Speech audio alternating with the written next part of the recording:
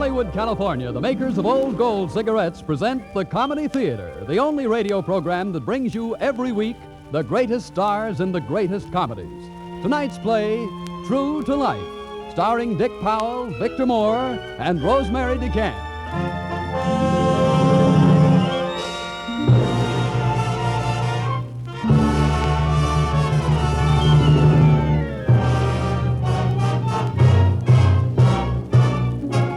And here is the director of the Old Gold Comedy Theater and your host, Harold Lloyd.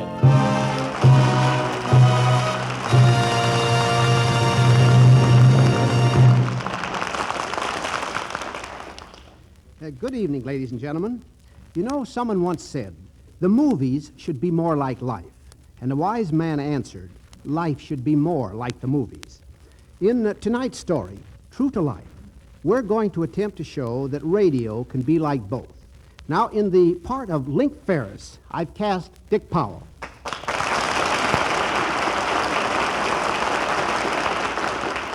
Thank you. Well, say, Harold, you forgot to tell everyone what kind of work I do. You're Link Ferris, and you and your partner, Fletcher Marvin, are the only two writers in radio making $1,000 a week apiece, while you're the kings of the daytime serials. Well, Kings ought to get more than that. I got to see my agent. Well, no, wait a minute. You weren't supposed to say that. All right, Harold. But you know, as one of the country's leading authorities on comedy, whom have you chosen to play Pop Porter? You know, that calls for one of the biggest actors in the character business. Right. So one of the biggest characters in the acting business is going to play Pop Porter. Victor Moore.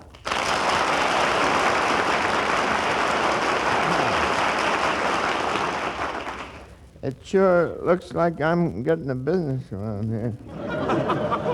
Why, Vic, Pop Porter's a wonderful guy. He spends most of his spare time with his inventions. Yeah, well, say, Harold, who's going to play my daughter, Bonnie?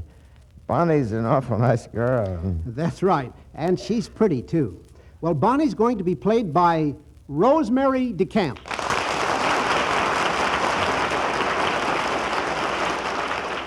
Will I do, Pop? Why, you're the spitting image of Bonnie. In fact, you are Bonnie. Now, is everyone satisfied as to which is which? Which is which? A fine show. I listen to it every Wednesday night. Well, that's great. That's fine, Victor. All right, now then, let's get on with the story. Far away. All right, Harold. Now, as Link Ferris, Dick, you and your partner, Fletcher Marvin, are being read the riot act by Mr. Twitchell, president of Lemon and Twitchell, the advertising agency that pays you to write the radio adventures of Kitty Farmer. We've lost 1 million listeners, and if you don't know what's wrong with your scripts, I'll tell you. It's Kitty Farmer, your heroine. She's phony. She's counterfeit.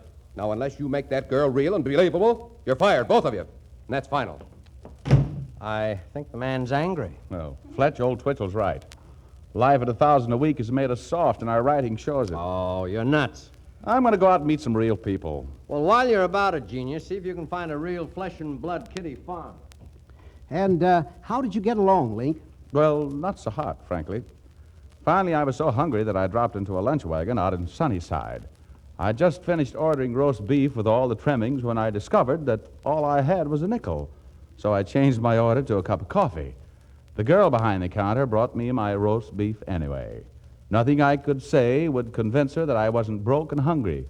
But Bonnie Porter was like that, and she was pretty, too. Later, walking home with her, I said, well, tell me, Miss Porter, how come you're working in a lunch wagon? Oh, because my brother wants to be a doctor and my kid sister needs her teeth straightened. My pop works in a bakery. He hasn't had a raise in 10 years. Besides, well, here's where I live. Come on in. No, you think it's all right? Oh, sure, don't be scared. Come on. Anyone home? Now wipe your feet good, Bonnie, and don't come tracking mud into the living room. This is Mr. Ferris, everybody. My mother. How do you do? My brother, Clem. Hello. My kid sister, Twips. Hello. Oh. And that's Mom's brother over there, Uncle Jake. Well, how do you do, sir? Hello. Oh, Pop, come on up. I want you to meet someone. Be up right away, Bonnie. That's my hands full. Dad's working on one of his inventions. It's a hobby with him. Well, Bonnie, I think I got one that'll work this time. Pop, I want you to meet Mr. Ferris. Huh? Oh, how you doing, Mr. Ferris? I'm glad to know you. Well, how do you do, Mr. Porter? I'm glad to know you, sir. Tell me, what sort of an invention are you working on? Invisible paint. Oh. You see, you paint something with it and you can't see it. Mm-hmm. That should be wonderful for camouflage. Yeah, I'm kind of worried about it, though. Huh? Yeah, I mixed up a batch of it and I put it in a can and I painted the can with it. Now I can't find it. Some paint. Mom, tell that brother of yours to mind his own business. Mr. Ferris, Uncle Jake and Pop don't speak to each other. Where are you from, young man? Mom, Mr. Ferris came into the diner tonight and he was hungry, so I thought maybe he could live here with us until he finds a job and a place to stay. Finds a job, place to stay. Oh, well, the way you followed me around, I knew you didn't have any place to sleep tonight. Well, now, look here, Bonnie. I'm not running a hotel. Oh, don't pay no attention, Mr. Ferris. We got plenty of room. Mom, your brother can sleep down the cellar with the rest of the mice. Now, you sure you're not having trouble with the police, Mr. Ferris? No. Well, I guess you can stay tonight, anyway. Oh, gee, Oh, swell. quiet, Trips. Go and get some fresh sheets. He's got a shifty look in his eye. Tell your brother he's looking in the mirror.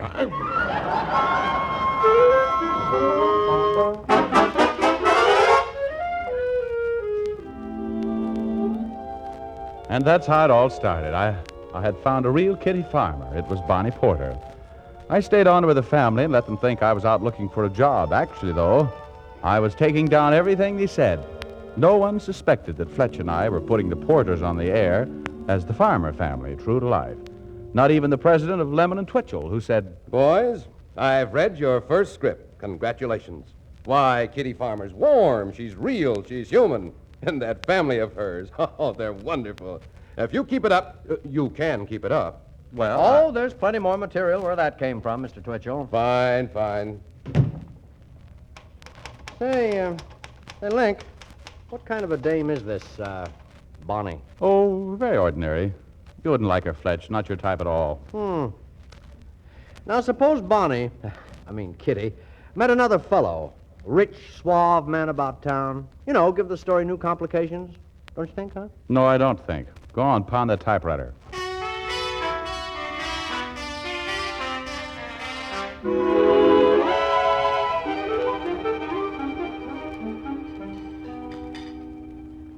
By the way, Mr. Ferris, when are you going to get a job? Oh, now, Mom, Link hasn't really had a chance to look yet. Say, there is a job down at the bakery. Oh, Link, you could take it until something better comes along. Well, thanks, but I'm expecting something. If you ask me. Oh, Twips, get away from that radio. Your food's getting cold. Okay, Mom, I'm just tuning in on the Farmer family.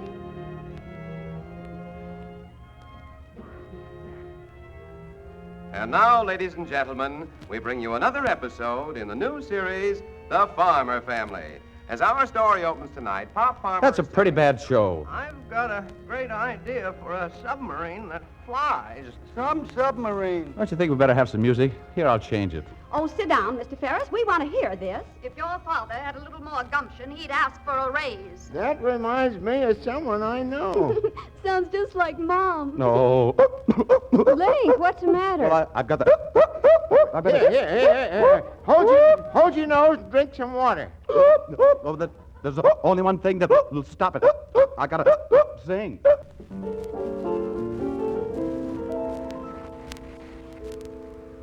Now, Mr. Ferris, you get away from that piano. We want to hear this so song. there she was, yes, there she was. Link, But I didn't know you could sing. Well, that's just it. Your mother thinks I don't want to work because I won't take that job at the bakery. I've been trying to do something with my music. Oh, listen, Bonnie, do we have to have that radio on? No.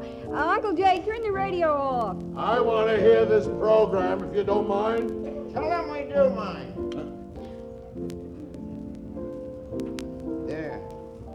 Say, Link, do you know Nellie Gray? Well, I think so. How does it go? Oh, my darling Nellie Gray, they have taken you. Now, who is that? Well, that's probably the neighbors complaining. I'll go.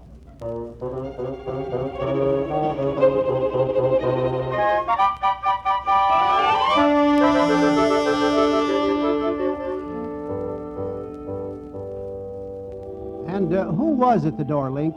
Well, it was good old Fletch, my AWOL partner. A-W-O-L? Yes, a wolf on the loose. Oh, He passed me by as though I were a total stranger and asked to use the telephone.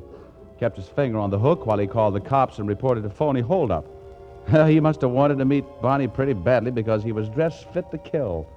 I was wondering what the bounty was on a wolf pelt by the time he said, Well, I'm afraid I must be going.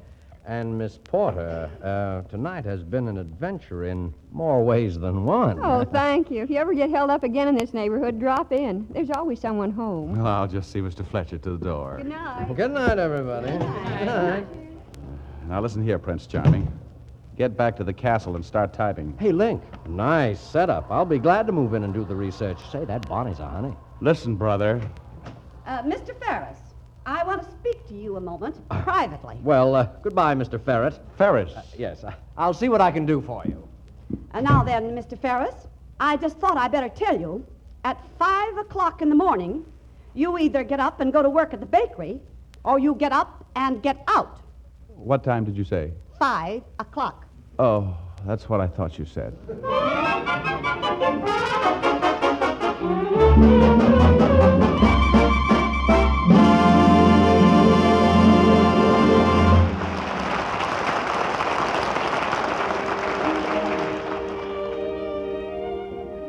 5 o'clock in the morning.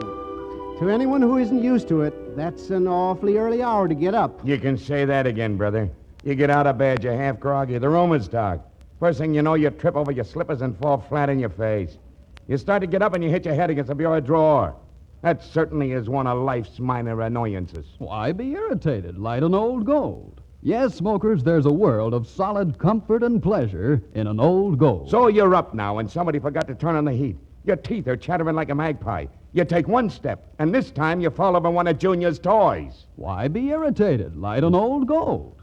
Old Gold's tobaccos are conditioned with apple honey, and this special conditioning process helps hold in the natural moisture, helps prevent cigarette dryness. By now you're in the kitchen. The coffee is weak and cold, and the toast tastes like charcoal. Why be irritated? Light an Old Gold. It's such a grand tasting smoke. Old Gold is a unique blend of many choice tobaccos, including imported Latakia tobaccos for extra flavor. Extra flavor, extra pleasure, plus apple honey, which helps guard against cigarette dryness. That's Old Gold.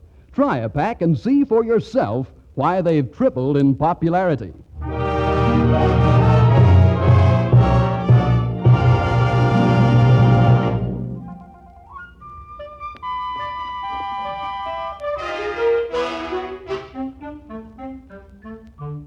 Yep, this is Harold Lloyd again. Mom, Pop, Jake, Fletch, Link, and Bonnie. All of them true to life. Well, let's get back to our confusion. So, you took the job at the bakery to stay on at the Porters, eh, Link? Yes, but that wasn't the worst of it. Fletch started a campaign for Bonnie, sent her orchids and a note. It was a dirty trick, and besides, my conscience was beginning to bother me. So right after dinner, I went to see Fletch at our apartment.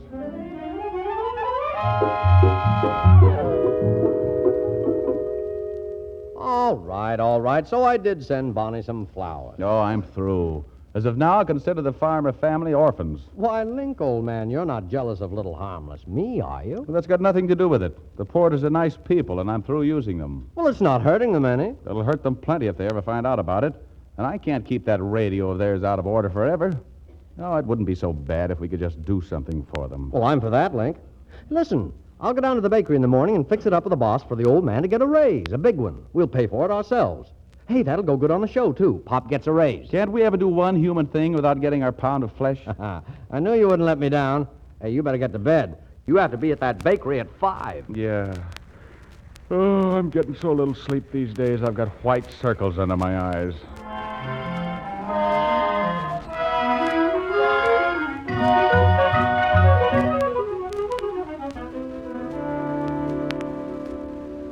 Yes, sir, Link. Why, the boss ain't never given anybody over a $2 raise, and he gave me 10. I'm in the upper brackets now. Oh, you deserved it, Pop. Well, I bet you if that donut machine of mine had worked, he'd given me 20. If only they'd have come out with holes into them. Yeah, that's too bad. I think we should have cocktails and some of those hoary dories. before supper. Link, there's someplace I want you to take me tonight. Where? Well, it's kind of a surprise, and if I tell you, you might not take me. Well, how about it? Well, of course I'll take you. Any place you say.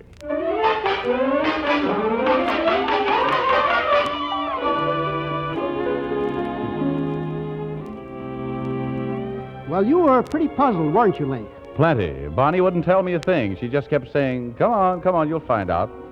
And then before I knew it, we were outside the apartment building where Fletcher and I live. You were winning the spot. What did you do? Well, I tried to hang back, think of excuses, anything. But I was so busy trying to keep the doorman and the elevator boy from recognizing me that we were right in front of my apartment door before I realized it. Bonnie, my sweet, come in. There's a roaring fire, a bottle of champagne, just for the two of us. And baby makes three. Oh. Yeah. So nice of you to have me up. Glad to see you, Mr. Marvin. Glad to see you. Hey, got yourself quite a place here. Bonnie, I thought we had a date. I didn't know you were bringing Mr. Ferret along. Ferris is the name. Well, it's a nice dressing robe you're wearing, Mr. Marvin. Thank you. Were you just getting up or were you going to bed?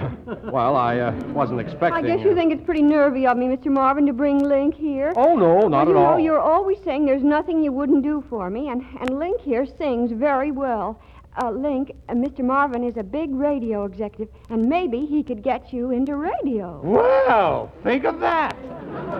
Bonnie, I never transact business at night. All I want you to do is to listen to Link sing. Oh, I'd be glad to. Good. Some other time. Oh, no. Bonnie brought me here to sing, and I'm going to sing.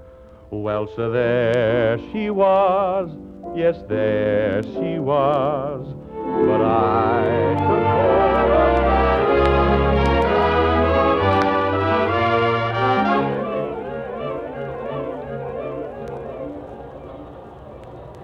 Suppose I did go to his apartment. I took you with me, didn't I? Yeah, but you made the date before you even asked me. Suppose I hadn't gone.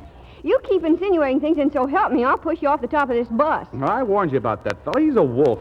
You should talk. You go out chasing every night. I've told you 1,000,000 times I don't go chasing. Should never have done anything for you in the first place. Maybe Mom's right. Nah, you're beginning to sound more and more like her. I hate you. I feel like I'm going to cry. Well, go ahead, if it'll make you feel any better. Wouldn't give you the satisfaction. Then don't cry. Why don't you go to her? Oh, there is no her. There's only you. Now, there. Are you satisfied now that you made me say it? Link, me? You mean you love me? Well, don't act so surprised. Oh, Link. Oh, darling. I can't wait to tell Mom and Pop.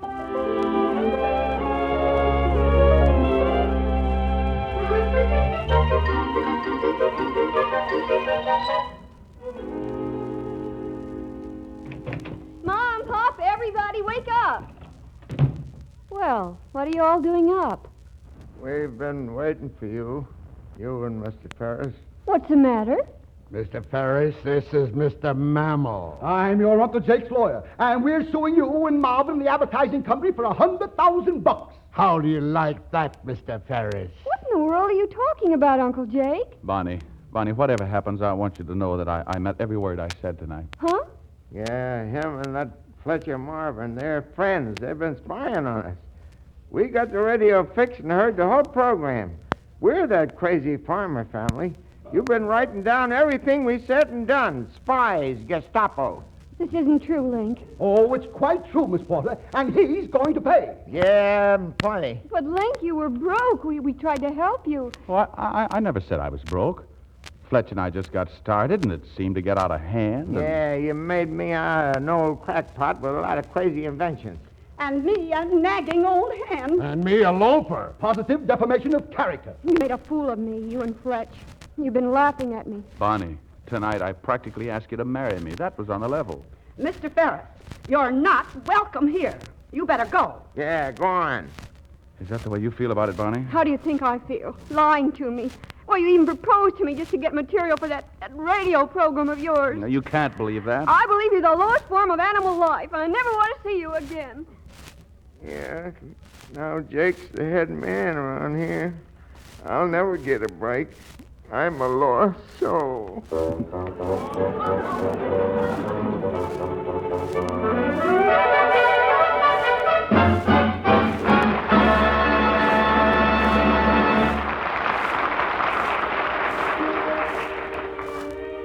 You know, Mr. Lloyd, I think I can give Pop Porter some good advice. You can? What?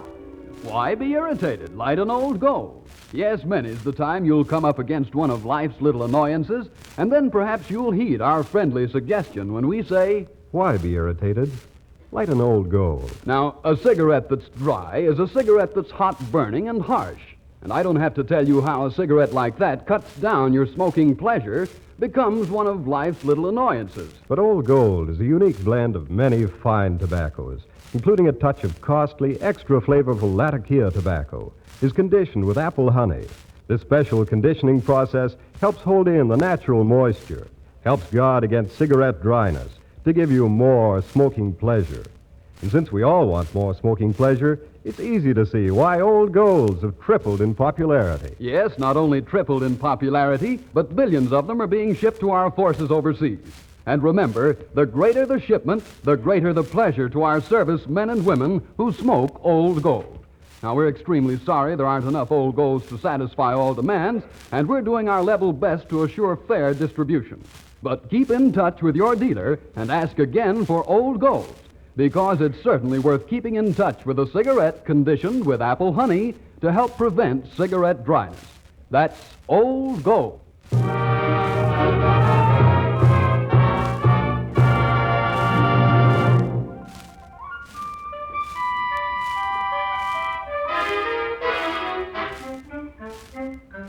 Well, Link, Bonnie would have nothing to do with either of you. And the Porters sued. What about Mr. Twitchell? Well, Harold, when Fletcher and I went down to see him the next morning, he seemed a little upset. Upset? Why, you blasted idiots, you've ruined Lemon and Twitchell. That's what you've done. I paid my good money for writers, creators, not a couple of peeping toms. Well, it was a good idea. Just backfired, that's all. Lawsuits, that's what I'm getting. You're fired, both of you. Then you'll never work again. I'll see to that. Now, wait a minute. I think I've got it. Now, look, we'll stay on the air. Tell the public there is a farmer family, but their real name is Porter. Tell them that everything they've heard or about to hear is true. That's an admission of guilt. Sure, but you don't have a case anyway.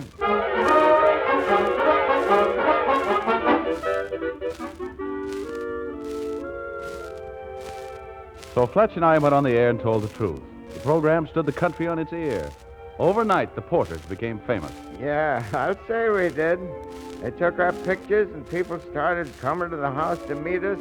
We finally had to charge admission. In fact, the house is full of tourists when Lawyer Mammal rushed in all out of breath. Mr. Porter, I've got great news. We're not suing for $100,000. We're suing for $1 million. $1 million? Yes. Now, we've got a lot of papers to sign. Let's get this crowd out of here. Everybody out. Everybody out. Well, now, what's the trouble? There's no trouble at all. We're going to get $1 million. $1 million? Why? We can have a house in Long Island. Yeah. You better take care of this house first. I'm packed and leaving. But, Bonnie, where are you going? To the YWCA to live. But why? Because you've turned this house into a freak show. You're suing because they showed us up to be a bunch of screwballs on that radio program. Well, we're acting like screwballs, and I won't have any part of it. Goodbye. But, Bonnie, wait. Oh, my goodness. Oh, I know what's eating her. She's in love with one of those radio writers. Well, let her go. We've got just as good a case without her. Oh, have we? Here, give me those papers. Don't tear those up. Are you going crazy? Bonnie's right. I just realized it. We are a lot of daffodils if we claim that farmer family has hurt us any. Didn't they make me foreman down at the bakery? They ain't my picture on every bread wrapper.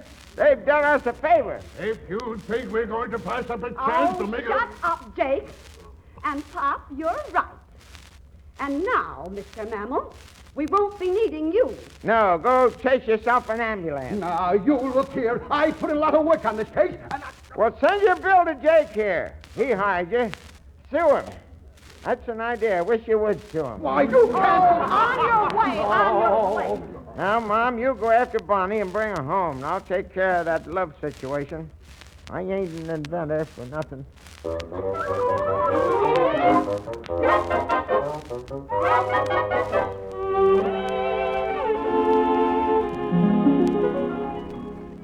But, Pop, that love situation looks pretty hopeless to me.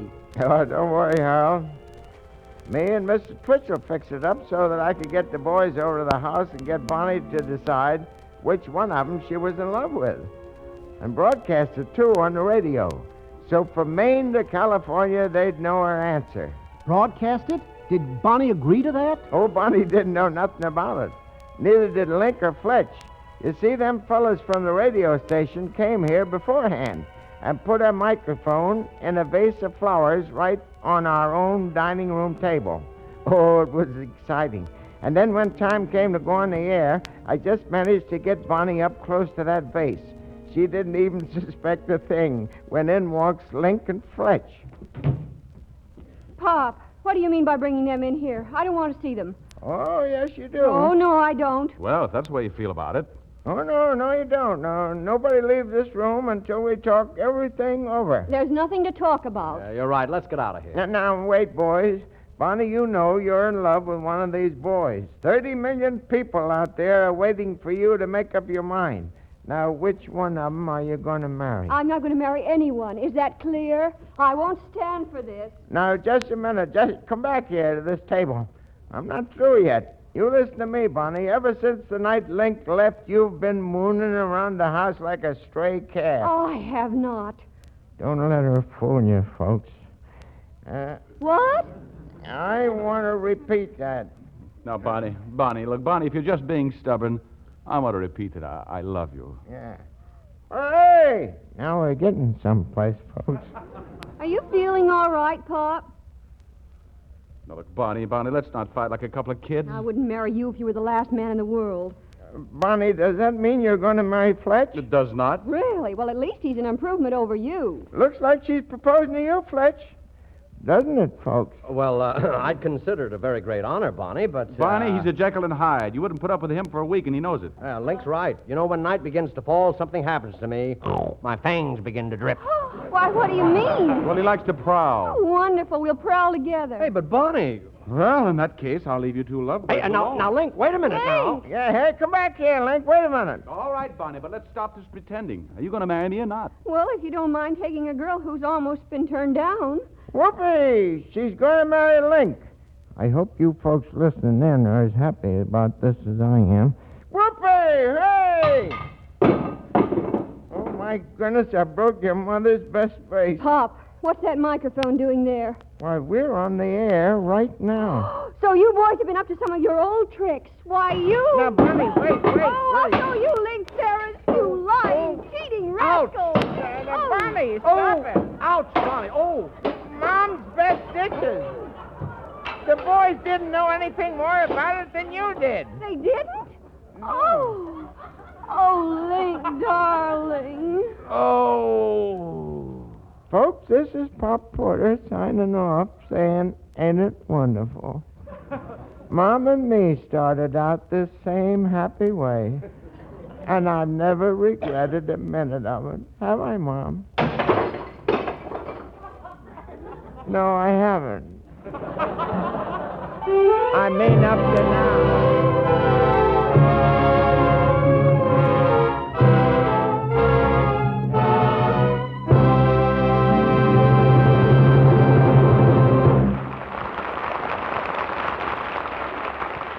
Now, this is Harold Lloyd Victor Moore. Dick Powell. And Rosemary DeCant. saying good night to you for Old Gold. And I hope you'll be with us again next Sunday when the Old Gold Comedy Theater presents Linda Darnell, Lee Bowman in The Vicious Lady. See you then.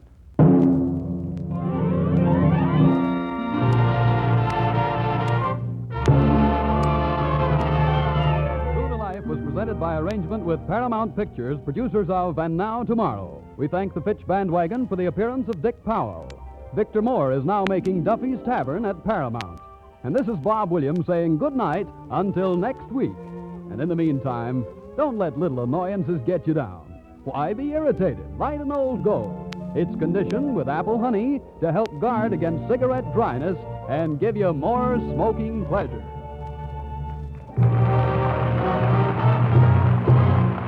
This is the National Broadcasting Company.